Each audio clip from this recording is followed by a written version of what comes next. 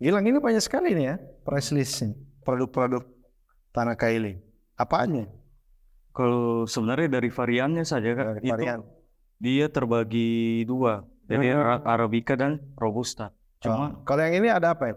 Ini apa ya? ini sebenarnya ini khusus untuk espresso. Espresso. Kalau ini? Ini untuk filter. Ini? Sama ini filter Maksudnya tapi filter. beda Oh, ukuran. ada filter ya. Hmm. Kalau ini yang saset gitu ya. Ya, ini untuk yang supaya gampang di. Ini seperti menu orang ke warkop gitu ya. Nah, Iya. kalau ini sebenarnya labnya di sini. Oh, Jadi labnya. di sini bereksperimen. Jadi siapa bereksperimen di sini? Rosternya kita. Roasterinya. Nah, Oh, jadi dia masukkan ini mesin apa nih? ini mesin giling sebenarnya. Untuk menguji apa? Fungsinya. Untuk apa? Coffee grounds bubuk. Oke. Kopi bubuk. Terus ini sama. Sama. Lalu ini di semacam laboratoriumnya ya untuk menemukan kombinasi konfigurasi kombinasi. terbaik ya. Terus sana? Oh, di sini disangrai. Setelah dari lab lari ke sini. Nah, biasanya dari sini dulu, Oh, baru ke lab. baru ke sana. Oke. Jadi setelah di roasting, dicoba di sana, di cupping, Iya. sesuai tidak dengan rasa yang kita mau kejar, flavornya. Iya. Nah, baru kemudian kalau sudah didapat di note sama roasternya, dicatat. Oh ini Sudah menjadi SOP seperti itu.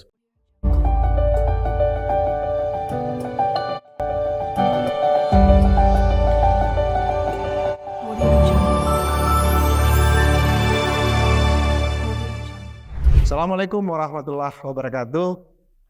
Kita jumpa lagi di Lensa Transdata. Jangan lupa subscribe channel ini dan nyalakan loncengnya untuk mendapatkan info-info terbaru dan terkini dari Lensa Transdata. Pada hari ini kita berada di Tanah Kaili Home Coffee and Roastery untuk melakukan take video tentang industri kopi. Transdata Lovers, berdasarkan data yang saya pegang, bahwa ternyata Indonesia itu adalah penghasil ataupun pengekspor kopi terbesar keempat di dunia setelah Brazil, kemudian Vietnam, Kolombia, lalu Indonesia. Dengan angka yang cukup besar sebetulnya, 639 juta ton per tahun. Nah, kalau kita lihat lagi bahwa di Indonesia sendiri ada kurang lebih 10 provinsi yang merupakan penghasil kopi terbesar di Indonesia. Katakanlah Sumatera Selatan, Lampung, Sumatera Utara, Aceh, Bengkulu, Jawa Timur, Sulawesi Selatan, Sulawesi Tengah. Bukan Sulawesi Tengah, Jawa Tengah, NTT dan Jambi. Nah, artinya Sulawesi Tengah sendiri tidak masuk dari 10 besar penghasil produsen kopi yang ada di Indonesia. Bagi yang penasaran, yuk kita lanjut di ngobrol-ngobrol dengan owner dari Tanah Kaili Coffee House and Roastery. Kita sapa saja beliau, Dinda Gilang. Apa kabar, Dinda? Alhamdulillah baik. Iya. Tadi saya sedikit mengulas tentang kopi ya. Indonesia sebagai penghasil kopi terbesar keempat dunia. Kemudian ternyata dari 10 provinsi yang penghasil kopi di Indonesia, Sulawesi Tengah itu nggak ada namanya di situ. Nah, kemudian kalau kita lihat lagi top brand ya, kopi terlaris Indonesia itu kopi Kapal Api, Nescafe, Tropicana, gitu kan. Kemudian Luwak, itu juga belum ada keterwakilan dari kopi Sulawesi Tengah. Nah, apa sih yang sebetulnya yang menyebabkan kopi Sulteng ini belum naik ke permukaan menjadi salah satu komoditi kopi yang katakanlah diperhitungkan di dalam belantika perkopian di Indonesia? Ya, jadi mungkin saya dari sudut pandangnya kita sebagai pelaku industri kopi.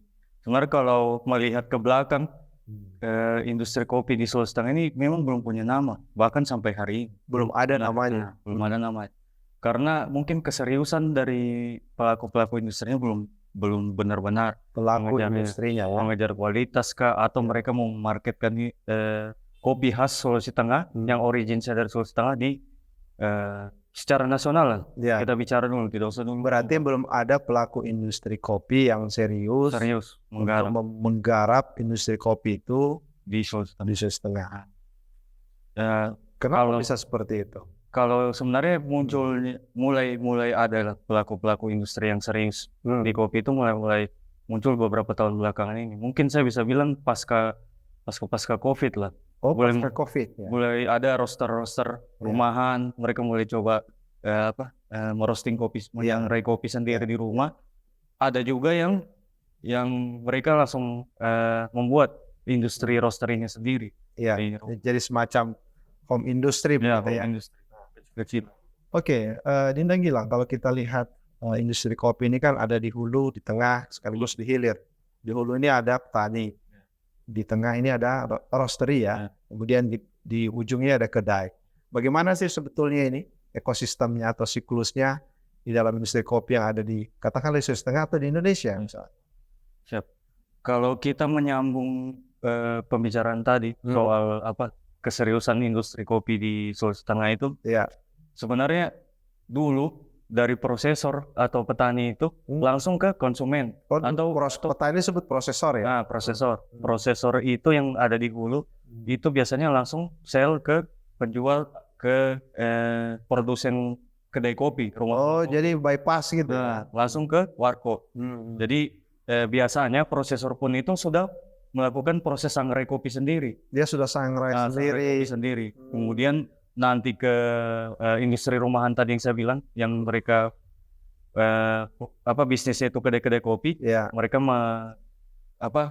menggiling sendiri kopinya, jadi dalam kemasan box. Nah, itulah yang dijual langsung. Jadi sebenarnya roastery itu belum ada. Nanti berapa tahun belakangan ini saja baru. Jadi roastery ini adalah sesuatu yang baru, katakanlah semacam rantai supply yang baru di dalam industri kopi tadi ya. Di Sulawesi Tengah. Di Sulawesi Tengah, khususnya di Sulawesi Tengah. Kalau di daerah lain, katakanlah di Jawa, Sumatera sudah ada ya. Nah, artinya Tanaka ini home, apa sih namanya tadi? Coffee house and roastery itu berarti berada di tengah di dalam ekosistem tadi ya. Ekosistem petani, kemudian roastery, baru ke kedai. Nah, kalau kita bicara seperti itu, apa yang membuat Dinda Gilang ini sampai kemudian masuk ataupun melihat peluang di industri kopi untuk bermain di roastery-nya atau di tengah tadi? Bacaannya seperti apa? Ya, jadi persis seperti yang data yang dibacakan tadi itu, bahwa Indonesia ini sebenarnya produsen kopi keempat, eksportir lah, kopi keempat. Dan sementara di Sulawesi Tengah ini cukup subur lahannya dan sangat besar potensinya untuk ditanami kopi. Berarti cocok? Sangat cocok.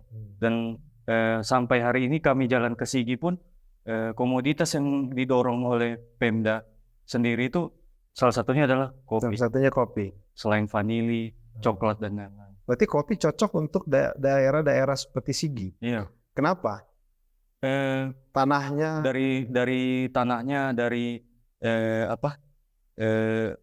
dari tanah sama dari ketinggiannya. Ya, ketinggian ya. Ya. Nah, kan bahkan di sini ada yang sebut kebun kopi ya.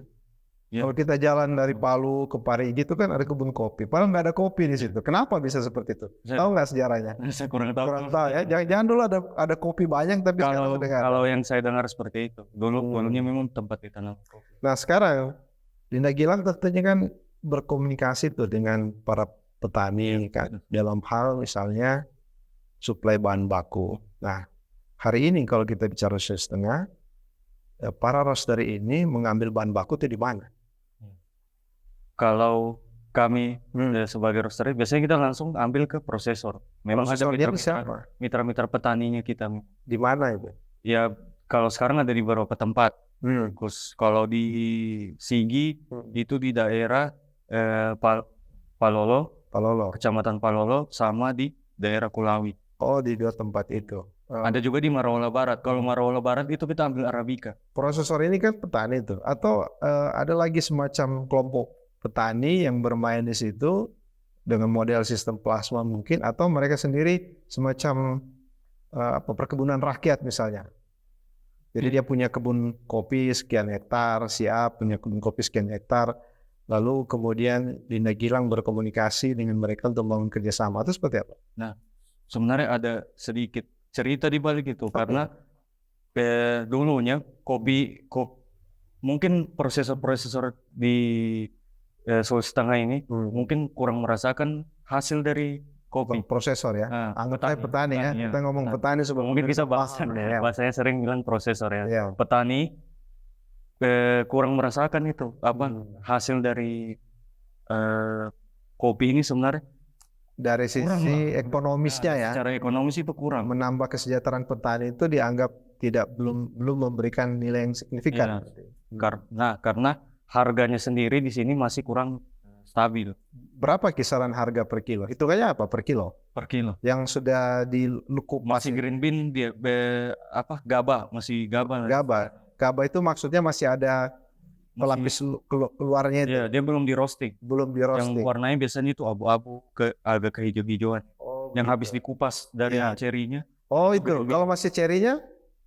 Mereka tidak jual ceri. Oh iya, yang sudah dikupas sudah menjadi green bean. Tapi masih dalam bentuk basah. Artinya sudah dicuci. Sudah dikeringkan. Nah, sudah dibuang lendirnya, sudah melalui proses pencucian dan penjemuran. Penjemurannya lewat matahari langsung begitu ya? Iya. Atau sudah ada industri di dalam kalau di beberapa petani di Sulawesi Tengah khususnya itu sudah mulai advance teknologinya. Oh, gitu ya? Ya, baik di pasca panennya itu. Mereka sudah mulai ada yang pencucian. Siapa yang support itu? Ya, dari mereka sendiri yang melakukan pengadaan. Mereka justru itu lucunya, kita dari penyuluh-penyuluh dari luar malah yang concern ke sini, mereka yang pemerintah daerah sendiri kurang. Pemerintah daerah karena melihat situasi seperti itu akhirnya ikut mensupport. Oh, berarti karena petani memulai, pemerintah daerah kemudian ikut nimbrung di situ. Harusnya kan pemerintah daerah duluan ya. Oke. Kemudian sebagai roastery, Linda Gilang membangun kerjasama dengan mereka. Iya. Berarti ada kebutuhan bulanan ini kan terhadap bahan bakunya atau gimana? Bahkan bisa saja harian malah. Oh, harian. Karena kita lihat siklusnya kan, tergantung permintaan di bawah. Karena kita di tengah, biasanya kita tergantung dari kedai kopi yang jadi mitranya gitu. Oke, sekarang kan ada mitra di hulu untuk petani bahan baku, ada mitra di hilir di kedai untuk supply. Sudah berapa banyak mitra di hilirin di kedai? Itu mungkin kami bilang sekitar 40-an. Sudah banyak ya. Kalau untuk di seluruh Sulawesi Tengah. Nah, disinilah tempat dibuat semacam produk yang end produknya itu adalah bahan baku untuk ke kedai-kedai itu atau ke coffee shop gitu ya. Kan kopi ini terbagi dua, ada Arabica, ada Robusta. Yang mana di sini paling dari sisi petani tadi? Apa Robusta atau? Kalau di Sulawesi Tengah sendiri yang paling banyak itu petani Robusta. Apa perbedaannya ini? Pemirsa harus tahu. Beda dari sebenarnya kalau Robusta itu dia bisa ditanam di ketinggian apapun. Sementara Arabica ini dia harus ditanam di ketinggian mungkin paling rendah itu sekitar 800 di atas permukaan laut. Lalu kan begini, dari segi kompleksitas rasanya itu Arabica lebih kaya lah. Nah, sebenarnya Arabica itu dia bisa memperkenalkan tanaman apa yang ada di sekitarnya wilayah yang dia ditanami. Oh, misalnya di situ apa, kemudian itu mewakili salah satu rasa dari situ ya. Itu keunikannya. Nah, ini kan gini, Arabica sama Robusta bagi orang awam kan ngerti apa yang membedakan ini secara signifikan ya selain rasa tadi. Dari manfaat mungkin kan ada juga tuh yang dianggap ini ramah dengan asam lambung atau ini tidak ramah. Yang mana yang bisa dinikmati oleh orang-orang yang kena asam lambung tuh padahal suka kopi? Sebenarnya itu yang harus kita tepis itu mitos-mitos begitu. Oh, itu mitos ya. Bahwa kopi itu sebenarnya kopi itu sangat ramah dengan lambung. Oh, terus asalkan pertama dia bukan kopi yang kita sajikan dengan campuran-campuran tertentu. Misalnya saya bilang tambahkan susu kental manis. Oh, itu nggak boleh. Justru itu yang biasanya kopi susu itu yang ditambahkan kental manis itu yang memicu asam lambung. Kalau kopi hitam justru dia sangat baik untuk kesehatan, untuk jantung, gula darah dan segala macam itu. Kopi bisa menambah konsentrasi. Ya, jadi ada manfaat sebetulnya yang orang bilang itu mitos ketika orang asam lambung, padahal sebenarnya kopi ini bisa membantu itu ya, asal jangan ada campuran. Ya, sebenarnya kopi itu tidak berpengaruh ke asam lambung. Iya. Cuma ya dalam pastinya ada batas maksimum lah. Kita mengkonsumsi sesuatu itu pasti ada batas. Oke, yang menarik tadi juga adalah di roastery ini melihat peluang di kedai ini. Kalau Dinda Gilang melihat kedai ini juga katakanlah mencari kopi yang seperti apa yang favorit di Kota Palu ini? Kalau saya lihat di Kota Palu ini lumayan, kalau mungkin saya bagi kedua kategori saja. Ya. Dia itu ada yang tipenya warkop, warung kopi. Oke. Sama yang coffee shop yang betul mereka biasa pakai mesin semi otomatis, espresso. Ya. Nah, itu beda kebutuhannya. Kedua-dua itu. Kalau kopi model warkop ya bagaimana? Kalau kopi warkop itu mereka biasanya mintanya robusta. Robusta. Nah, kenapa? Karena lebih gampang diseduh dan tidak perlu tidak perlu mungkin keahlian khusus. Keahlian khusus. Dia hanya alat yang disaring saja. Itu diseduh biasa itu sudah bisa disajikan. Mungkin kalau coffee shop yang lain kan mereka kejar espresso. Robusta sebenarnya bisa dibikin espresso asal espresso. Kenapa maksudnya espresso ini apa? Espresso itu sebenarnya dia ekstraknya kopi. Oh iya. Jadi dia pantas dia cuma baru sedikit berasa gitu ya. Dia ekstraknya kopi. Itu pakai mesin dengan tekanan tertentu baru dia bisa menghasilkan espresso. Baik Dinda. Di tangan saya juga ada data tentang 7 faktor pendorong menjamurnya kedai kopi kekinian di Indonesia. Kan? Artinya kalau kita lihat data di 2019 ini ya, salah satu lembaga teknobisnis infografik menjelaskan bahwa di Agustus 2019 itu ada 2.950 kedai kopi di Indonesia. Meningkat 1.000 dari tahun 2016. Nah ternyata ada 7 alasan yang dia ungkap di sini ya. Kebiasaan nongkrong sambil ngopi, meningkatnya daya beli konsumen, tumbuhnya kelas menengah, kemudian ketiga dominasi populasi anak Gen Y dan Z, kehadiran media sosial, keempat ya, kelima kehadiran platform semacam ojol begitu, dan keenam rendahnya entry barriers dalam bisnis kopi dan margin bisnis kopi yang relatif tinggi. Nah, kalau kita melihat lifestyle ya orang konsumsi kopi, menurut Dinda Gilang dalam pengalaman bisnis kopi ini seperti apa sih? Kalau kita bicara di lingkungan Sultan, lumayan tinggi. Karena menggambarkan saja di lapangan itu satu kedai kopi tutup di Kota Palu lah kita bicara itu secara keseluruhan. Satu kedai kopi tutup, 2 yang buka baru. Berarti 1 tutup, 2 buka. Iya. Seperti itulah. Kenapa bisa seperti itu? Apa memang lifestyle orang kan gini misalnya? Kita ketemu yuk di mana? Di warung kopi. Atau di coffee shop mana? Atau kita ngopi yuk gitu ya. Budaya seperti itu sekarang ya. Kalau nggak ngopi, padahal nanti di mana itu di coffee shop itu atau di warkop dia ngeteh sebenarnya. Padahal dia pesan bukan kopi, minuman yang non kopi malah. Cuma ya begitu tadi kaitannya dengan budaya nongkrong. Sudah lifestyle ya.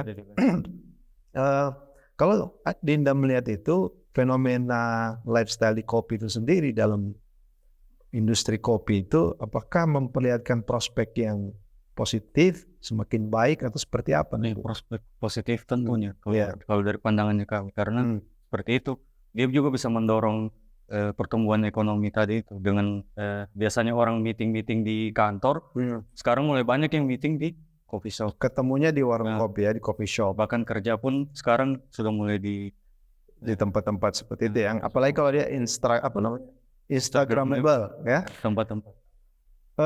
Culture-nya lebih banyak ke warung kopi atau ke coffee shop? Ini beda segmen ya. Beda segmen memang. Kalau di warkop mungkin biasanya generasi Iya. Ya di atasnya milenial lah. Kalau biasa gitu ya? orang di warung kopi. Kalau coffee shop ya generasi tadi seperti yang bilang Y atau Ya, milenial atau Z. ya.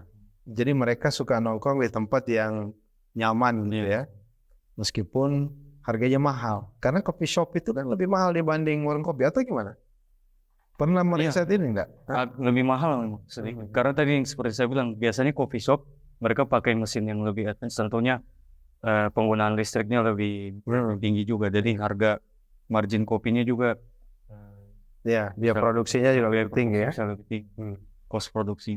Ya, kalau kita lihat di Kota Palu ini sendiri dalam hal warung kopi dan ini kan kalau di pinggir jalan tuh, itu kan orang parkir sampai berjam-jam di situ, ya kan, dengan alasan ngopi. Apa sebetulnya yang membuat mereka itu bisa betah dan berlama-lama di situ ya? Ada banyak faktor sebenarnya. Mungkin bisa saja karena kopinya, atau karena suasananya, Ya. atau karena dengan siapa mereka ketemu di situ. Bisa saja dengan teman-teman lama atau Ya. teman-teman yang memang teman-teman diskusi sehari-hari seperti itu. Ya, oke, kita kembali lagi ke industri kopi tadi, ya, lifestyle, kemudian yang jadi satu opportunity bisnis, gitu kan? Kemudian kita bicara brand, ya. Katakanlah di Indonesia yang saya sebut tadi ada kopi-kopi yang brand kopi yang sudah strong banget, ya, punya nama yang sangat signifikan. Nah, kalau Dinda ini kan brandnya apa? Brand kopinya apa? Tanakaili. Tanakaili. Oh, nama brandnya Tanakaili. Ini khusus mensuplai kedai atau ada yang khusus memang ke end user langsung? Ya, ke individu ada juga. Makanya kita keluarkan produk-produk kayak coffee drip, ada yang saset yang tinggal sobek, seduh, seperti itu. Iya. Ada juga yang untuk supply kedai-kedai kopi. Jadi sebenarnya tujuannya kita ingin memperkenalkan bahwa kopi itu kalau diproduksi dengan cara yang baik dari hulu sampai ke hilirnya itu kopi itu bisa jadi apa namanya bahan konsumsi yang bisa dipertimbangkan sehari-hari. Ya. Brand ini sendiri kemudian sudah kompetitif kan tentunya di dalam rantai supply tadi yang masuk ke kedai juga banyak produsen dari luar kan yang masuk ke situ. Antara brand dari luar dengan brandnya Dinda Gilang sendiri ini dalam konteks supply ke warung-warung, ke kedai-kedai tadi itu seperti apa? Porsinya atau market share-nya ya, dan persaingannya. Dalam segi kompetitif itu kita belum pernah riset sebenarnya. Tapi biasanya kalau kedai-kedai kopi di sini mereka ambil dari roastery di Makassar. Oh, roastery Makassar. Apa yang bikin mereka ambil ke sana? Karena dulunya di sini belum ada. Nah, semenjak sudah mulai muncul roastery lokal, nah mereka sudah mulai dan kualitasnya tidak beda jauh. Tidak beda jauh ya.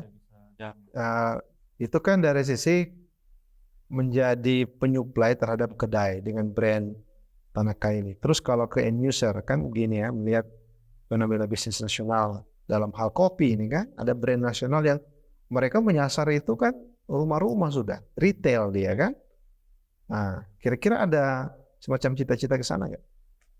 Iya, tentunya ada seperti itu. Sekarang pun mulai kita coba. Mulai dicoba. Tapi masih melalui online. Seperti mungkin ada beberapa yang individu-individu yang jadi langganan kita juga, yang mereka seduh kopi sendiri di rumah. Jadi kalau misalnya bicara ke retail tadi ke end user itu sudah mulai menyuplai ke beberapa tempat toko atau masih langsung lewat model online ya? Langsung. Bagaimana peluangnya itu kemudian Dinda Gilang melihat prospek itu untuk kemudian brand ini dibawa ke sana? Kalau ke user yang langsung tadi orang per orang itu masih agak susah sebenarnya nih. Kenapa? Mereka sudah terlalu percaya dengan kopi-kopi kemasan yang gampang didapatkan di warung-warung dan harganya memang kalau memang kami membuat kopi kemasan agak lebih mahal sedikit memang karena kita 100% original kita pakai. Mereka gimana? Kenapa harga kopi kemasan itu murah? Ya, ada campurannya. Oh, konsentrat. Bahkan saya bisa bilang kopi-kopi saya tidak menyebut brand, Iya. beberapa yang mereka itu pakai apa namanya? Konsentrat ya. Jadi bukan kopi asli tapi Iya. kimiawi yang dibuat seperti Rasanya kopi padahal bukan kopi sebetulnya. menyerupai kopi. Oke. Jadi ini harus effort lebih ya, semacam edukasi kepada market bahwa untuk konsumsi sehat sampai ke rumah-rumah industri retail, harusnya kopi yang sehat itu, yang original itu seperti ini. Baik, Dinda Gilang, kalau kita lihat prospek itu, kemudian melihat pertumbuhan kedai kopi, apa yang menjadi harapan dan cita-cita Dinda Gilang ini ke depan terhadap usaha ini yang dikembangkan? Yang pertama sebenarnya harapannya tentunya kita jadi roastery yang terbesar lah di Sulawesi Tengah, atau bahkan mungkin kita bisa punya nama di nasional, tentunya dalam skala brand. Tapi semua itu kita tergantung di hulunya juga, prosesor atau petani. Kalau semakin tumbuh petani, baik dari segi knowledge atau caranya mereka teknis mereka mengelola, itu kami juga lumayan terbantu. Dan mungkin apa yang kita lakukan menuju ke impian tadi itu, ya kita pasti turun ke bawah dulu. Kembali lagi memungkinkan Sulawesi Tengah ini menjadi penyuplai kopi yang bisa bersaing dengan provinsi lain di Indonesia. Sangat bisa ya. Tergantung komitmen dan dorongan dari pemerintah juga tentunya. Pemerintah dan dari individu masing-masing. Nah, terus apa harapannya buat pemerintah? Bantu kami nih, anak muda, gitu ya. Nah, sudah mulai, alhamdulillah saya mengikuti juga perkembangan pemerintah khususnya di industri pertanian atau sudah ada lah beberapa yang memang mereka berkomitmen di situ, pengembangan itu di komunitas-komunitas tadi itu, salah satunya kopi. Kalau yang kita bisa bilang itu yang agak serius itu di Kabupaten Sigi. Kabupaten Sigi ya, mereka sangat fokus untuk mengembangkan kopi, industri kopi. Nah, bahkan mereka sudah mulai ada namanya itu Kipra. Kipra itu kopi petik merah. Kopi petik merah. Jadi kopi yang berkualitas itu sebenarnya kopi yang cerinya merah. Beda dengan kopi luwak ini ya? Beda kopi. Kita di ujung podcast kita, Dinda Gilang. Menurut Dinda, apa yang harus dilakukan oleh petani secara singkat untuk bisa mengembangkan industri kopi, dan apa yang harus dilakukan oleh anak muda ketika ingin memulai bisnis di sektor perkopian?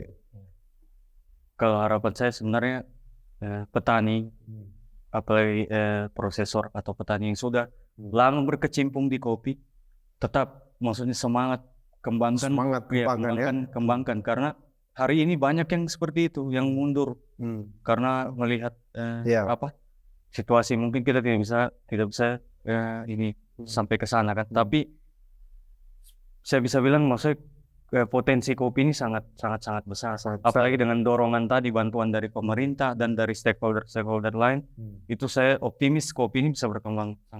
Buat para anak muda yang mau melirik bisnis kopi, terjun ke kopi.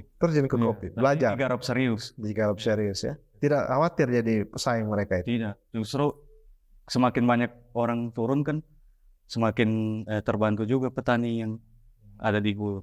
Oke. Kalau kita berkompetisi kan justru lebih bagus. Kita sendiri kan termotivasi untuk meningkatkan kualitas. Jadi ada competitive advantage namanya, keunggulan bersaing.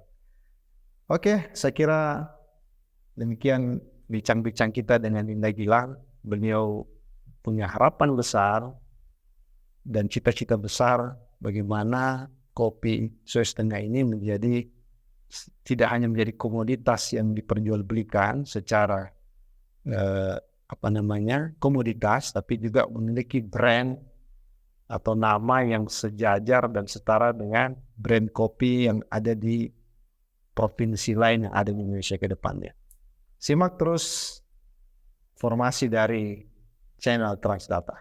Assalamualaikum warahmatullahi wabarakatuh.